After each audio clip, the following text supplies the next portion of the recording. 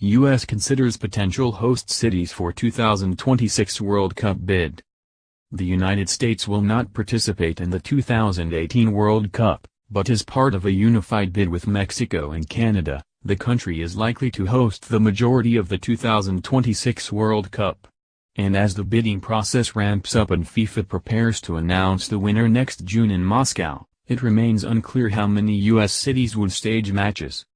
32 metro areas in the 3 North American countries, including 25 in the United States, remain in contention, with organizers planning to trim that figure to between 20 and 25 before submitting the formal bid to FIFA ahead of the March 16 deadline.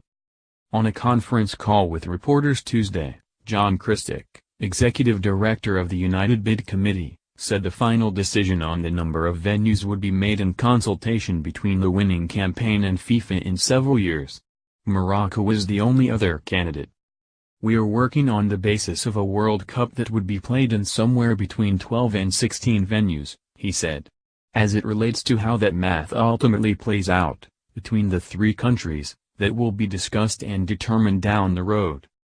With an expanded number of teams, 48, and matches, 80. Starting in 2026, the final number of venues is expected to fall on the high end of that scale.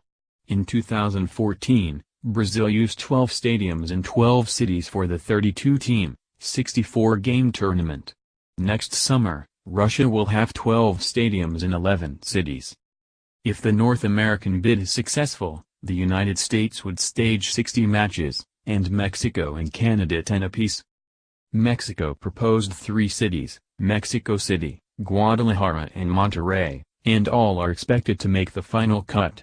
Canada has 4 remaining candidates, Toronto, Montreal, Edmonton and Vancouver, with probably 2 hosting games.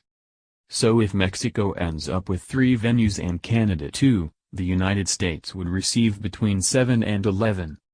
Although most, if not all, are fully capable of hosting a major sporting event, FIFA would take into account the cost of using more than 16 venues.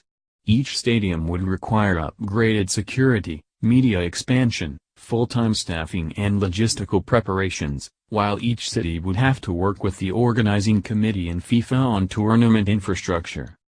That's certainly a factor you have to look at in terms of each venue you add. There's a different component of costs, Kristick said. But equally we believe across these 3 countries we can put together a fantastic set of venues, and we'd love to see a higher number of venues as opposed to a smaller number of venues, to spread the wealth as far as we can. At the right time, we will sit down with FIFA and go through the process to determine that.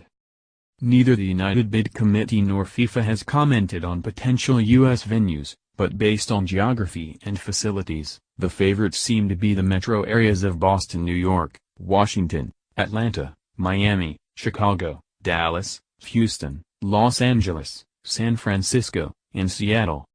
Other top contenders, Philadelphia, Orlando, Denver, and Phoenix. The rest, Baltimore, Cincinnati, Charlotte, Tampa, Detroit, Nashville, Minneapolis, Kansas City, Salt Lake City, and Las Vegas.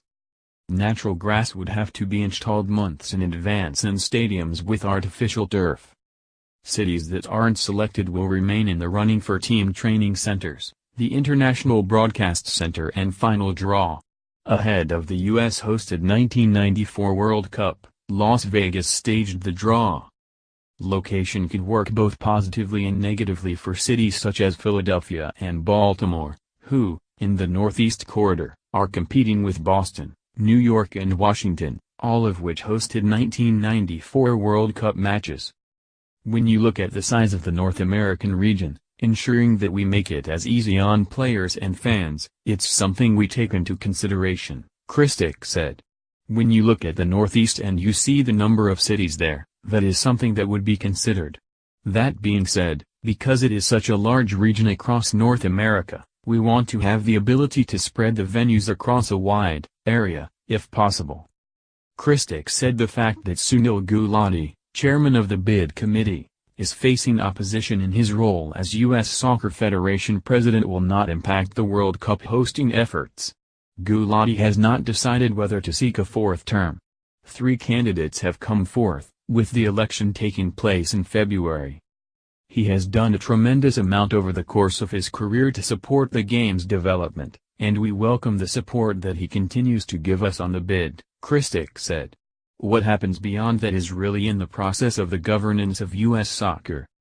Nothing changes for the task at hand, which is to pull together our bid to meet all of FIFA's requirements. Meanwhile, a poll shows 77% of North American residents are in favor of hosting the 2026 tournament and 81% of respondents across the 3 countries agree that hosting the World Cup would be good for their specific country. Almost 6 in 10, 57%, said they would be interested in attending matches if the games were played near where they live or work. More soccer coverage. USA Soccer names Bruce Arena's assistant as interim coach, but search continues. With DC United's season over, here's what it has and what it needs. Lazio fans leave behind Anne Frank stickers in latest anti-Semitic gesture. How American soccer players abroad fared this weekend. Steinberg, at beer-soaked, grimy old RFK Stadium.